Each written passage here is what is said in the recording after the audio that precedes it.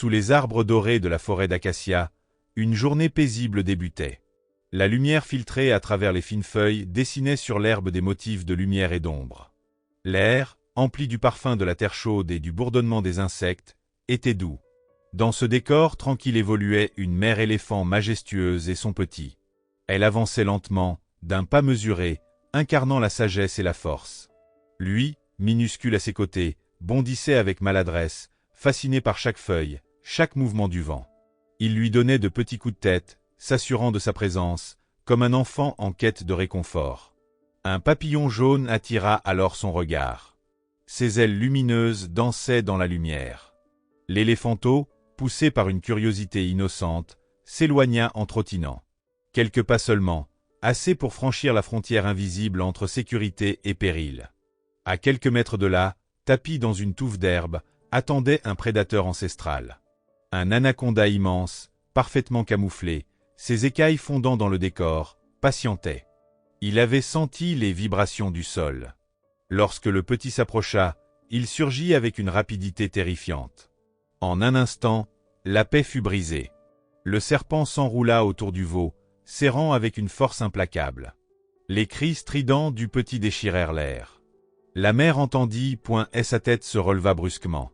Son regard, autrefois serein, devint incandescent. Elle vit les anneaux du monstre écraser son enfant. Un grondement guttural monta de sa poitrine. Elle rugit, un cri qui fit frissonner les feuilles. Puis elle chargea, déterminée à anéantir l'horreur qui étouffait son petit. Mais l'anaconda, sentant le danger, se dressa. Sa gueule ouverte et son sifflement agressif firent hésiter l'éléphante. Ce n'était pas un simple serpent, mais un guerrier expérimenté. Elle stoppa net, figée par cette menace. Son regard balaya l'horizon, aucun autre éléphant. Aucun secours, elle poussa une trompette de détresse, un appel à l'aide chargé de désespoir. Mais elle était seule, ce fut alors qu'une silhouette humaine apparut discrètement entre les arbres. Le garde forestier Alex, en patrouille, avait entendu l'appel terrifiant. Fort de son expérience, il sut immédiatement que ce cri n'était pas ordinaire. Ce n'était pas un jeu, ni un conflit de territoire. C'était une bataille pour la vie. Il accourut, se dissimula derrière un arbre et observa à travers ses jumelles. La scène lui glaça le sang, le petit éléphant était étranglé. La mère tournait autour du serpent, frappant le sol, soulevant des nuages de poussière. Mais le reptile ne lâchait pas prise. Ses anneaux restaient fermes, le veau s'affaiblissait. Ses cris devenaient plaintes, Alex savait qu'il ne devait pas intervenir, que la nature devait suivre son cours. Mais il ne pouvait détourner le regard. Et puis, soudain, le tumulte cessa. La mère s'immobilisa, son regard changea, dès la rage naquit la concentration. Elle cessait de réagir pour commencer à penser. Elle s'approcha, plus lente, plus précise. Elle posa une patte sur la partie inférieure du serpent, l'épinglant au sol. Ce geste, calculé, empêchait le reptile d'utiliser toute sa puissance. Il ne pouvait plus contracter ses anneaux comme avant.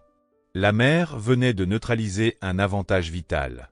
Puis, elle abaissa la tête, sa trompe, si souvent douce et caressante, se fit levier. Elle glissa son extrémité sous une des boucles les plus épaisses qui étranglaient la poitrine de son enfant. Et elle tira. Le combat devint titanesque, le serpent resserra. La mère tira plus fort, ses muscles tremblaient.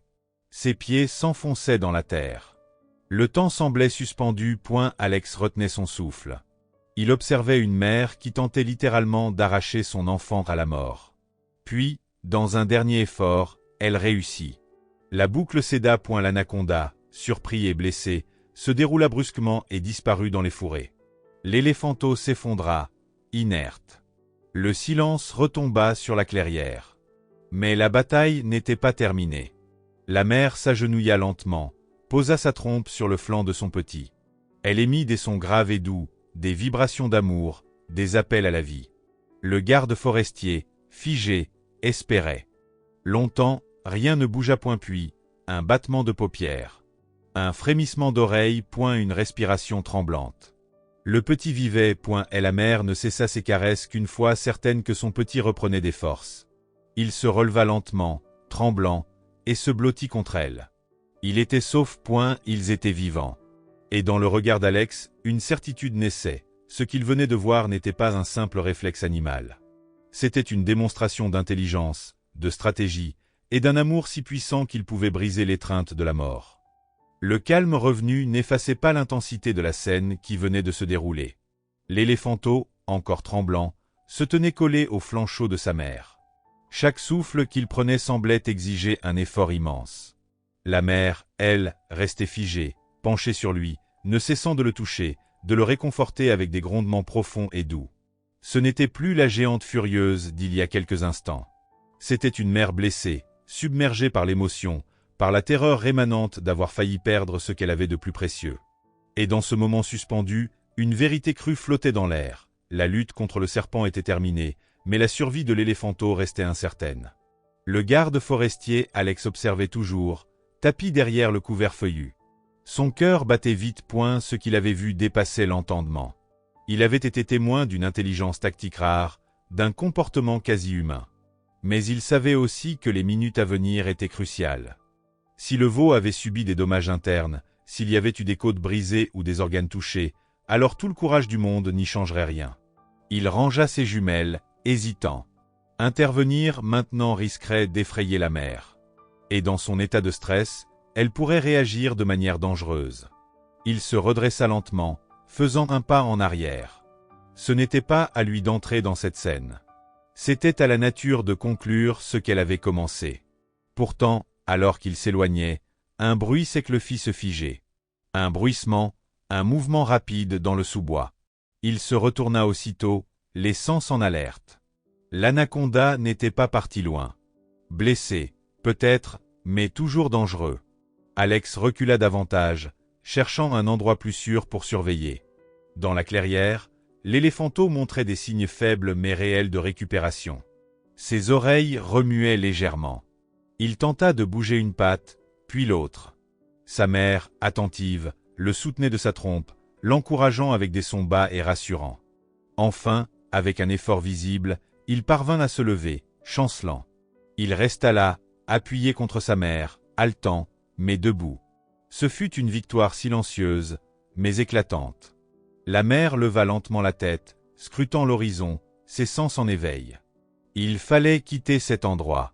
Les instincts de la matriarche prirent le relais. Elle connaissait le terrain, les dangers, les refuges. Avec une douceur surprenante, elle poussa doucement son petit, l'incitant à avancer. Ensemble, lentement, ils commencèrent à quitter la clairière. Mais à chaque pas, le veau trébuchait. Ses muscles, encore meurtris, le soutenaient à peine. Sa mère l'attendait, l'aidait, le guidait avec une patience infinie. Ce trajet de quelques centaines de mètres leur prit un temps interminable. Mais jamais elle ne se retourna vers le danger, jamais elle n'accéléra. Du haut de sa cachette, Alex accompagna leur départ du regard. Il nota leur direction, point ils se dirigeaient vers une zone plus ombragée, riche en végétation et en points d'eau. Un bon choix, point, mais il savait que le chemin serait difficile. Il décida de les suivre à distance. Il connaissait la forêt comme sa poche. Il pouvait les surveiller sans se faire repérer. Et au besoin, il interviendrait. Pas pour briser la loi de la nature, mais pour la soutenir. Parce qu'après ce qu'il avait vu, il savait qu'il ne pouvait pas rester passif. Pendant ce temps, dans les profondeurs du sous-bois, l'anaconda rampait lentement. Son corps, meurtri, portait les marques du combat. Des écailles manquaient, des blessures ouvertes saignaient légèrement. Il avait survécu, mais à un coût élevé. Et dans son regard vide, il n'y avait ni colère ni regret. Seulement l'instinct, point, il s'éloignait, cherchant un abri où se reposer et se régénérer. Pour lui aussi, le combat avait laissé des traces. Le lendemain, à l'aube, Alex grimpa silencieusement sur un promontoire rocheux. Il observa en contrebas une petite clairière. La mère et son petit y étaient. Le veau était couché, la respiration plus calme. Il ne jouait pas encore, mais il bougeait. Il avait survécu à la nuit, et cela signifiait beaucoup. La mère, toujours sur le qui-vive, gardait un œil vigilant sur les environs. Elle s'était positionnée de manière à avoir une vue dégagée de tous les côtés. Son instinct protecteur ne faiblissait pas. Alex sortit son carnet et nota tout, les comportements, les déplacements, les réactions. Ce qu'il avait vu n'était pas un simple acte de survie. C'était un acte d'intelligence, de stratégie, d'amour. Il savait que cette histoire méritait d'être racontée. Mais il savait aussi qu'il ne devait rien brusquer. Il continuerait à observer, à apprendre. La forêt lui avait offert un aperçu rare de son intimité. Il devait le respecter. Alors que le soleil montait lentement dans le ciel, réchauffant la terre, une brise légère caressa les feuilles des acacias. Le danger immédiat semblait écarté. Mais la forêt, toujours imprévisible, cachait bien des secrets. Et pour cette mère et son enfant, le voyage ne faisait que commencer. Ils étaient vivants ensemble étaient plus forts que jamais. Les jours passèrent, et la mère éléphant ne quitta jamais son petit. Chaque mouvement, chaque bruissement autour d'eux était scruté, analysé. Le traumatisme était encore palpable, logé dans la mémoire de chacun de leurs pas. L'éléphanteau reprenait lentement des forces. Ses pattes tremblaient encore lorsqu'il tentait de courir, mais la volonté brillait dans son regard. Sa mère veillait avec une intensité nouvelle. Son instinct maternel s'était transformé en une vigilance constante, presque sacrée. Pour elle, chaque seconde était une victoire contre la perte. Chaque souffle de son petit était un rappel du fil ténu entre la vie et la mort. Le garde forestier Alex poursuivait discrètement son observation. Chaque matin, avant même que la brume ne se lève, il se plaçait à bonne distance, jumelle en main, carnet prêt. Il notait tout, la fréquence des déplacements, les habitudes de la mère, l'état de santé du veau. Il était fasciné ce qu'il voyait dépasser de loin tout ce qu'il avait appris dans les manuels. Cette éléphante n'était pas seulement guidée par l'instinct. Elle avait démontré une capacité de réflexion, une stratégie, un sens du sacrifice qui forçait le respect. Il se sentait honoré d'être le témoin silencieux de cette résilience. Au fil des jours, la nature reprit peu à peu ses droits. Les chants d'oiseaux, d'abord rares autour de la clairière, revinrent emplir l'air. Les insectes bourdonnaient de nouveau. Même les traces de l'anaconda avaient disparu, emportées par le vent et le temps. Mais quelque chose avait changé de façon irréversible. Dans cette portion de forêt, un souvenir s'était imprimé. L'écho d'un cri, le souffle d'une lutte, la chaleur d'une étreinte retrouvée. Tout cela faisait désormais partie du sol, des arbres, du silence. L'éléphanteau, quant à lui, recommençait à explorer. Chaque mouvement était plus assuré, chaque foulée plus fluide. Il restait cependant toujours à portée de sa mère. Cette proximité constante, presque fusionnelle, témoignait de la peur qui n'avait pas encore quitté son jeune cœur. Un jour, un autre papillon passa à quelques mètres. Le petit s'arrêta net, les oreilles dressées. Il observa le mouvement gracieux de l'insecte, mais n'avança pas. Sa mère, debout derrière lui, ne fit aucun geste. Elle le laissa choisir il resta c'était un petit détail, mais pour Alex, c'était une preuve. Une trace d'apprentissage, une mémoire. Un après-midi, alors que le soleil était haut et l'air saturé de chaleur, une famille d'éléphants apparut à l'horizon. Un groupe de femelles, accompagné de jeunes, s'approchait lentement. La mère éléphant leva la tête. Elle reconnut les siens, un moment de tension flotta. Les retrouvailles allaient-elles ramener la paix, ou troubler l'équilibre fragile qu'elle avait bâti seule? Mais à mesure que le troupeau s'approchait, une trompette familière retentit. Une vieille femelle, sans doute une parente, s'avança. La mère et elle se touchèrent les fronts, échangeant des sons profonds. Le groupe entoura lentement la mère et son petit. Les autres éléphanteaux s'approchèrent, curieux, reniflant doucement le survivant. Celui-ci, d'abord timide, recula. Mais après quelques instants, il se laissa approcher. Pour la première fois depuis son agression, il joua. Pas avec insouciance, mais avec prudence. Il courut quelques mètres, battit des oreilles, puis revint aussitôt se coller à sa mère. Elle l'accueillit avec douceur, le frôlant de sa trompe. Pour Alex, ces retrouvailles étaient une autre forme de guérison. L'éléphanteau avait affronté la mort, et en était sorti non seulement vivant, mais transformé. Sa mère aussi avait changé, plus farouche, plus sage, plus puissante. Ensemble, ils rejoignaient leur famille, enrichis d'une force nouvelle. Le cycle de la nature se poursuivait, mais avec une mémoire.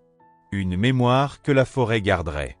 Alex rangea son carnet, il n'avait plus besoin d'observer. Ce chapitre était terminé. Au loin, l'anaconda, affaibli mais vivant, glissait lentement dans les eaux d'un marais. Il avait fui l'écrasante force qui l'avait vaincu. Il savait, dans son instinct reptilien, que cette clairière n'était plus la sienne. Une force y résidait désormais. Une force faite de tendresse et de rage, de mémoire et d'intelligence. Il poursuivit sa route, disparaissant dans l'ombre d'un monde plus vaste. Quelques semaines plus tard, Alex revint seul dans la clairière. Il ne trouva plus aucune trace. L'herbe avait repoussé, point les bruits étaient revenus. Tout semblait paisible, point, mais il s'assit un instant, les yeux fermés. Il se souvenait, point, chaque image, chaque son, chaque émotion. Et dans ce lieu silencieux, il ressentit une gratitude immense.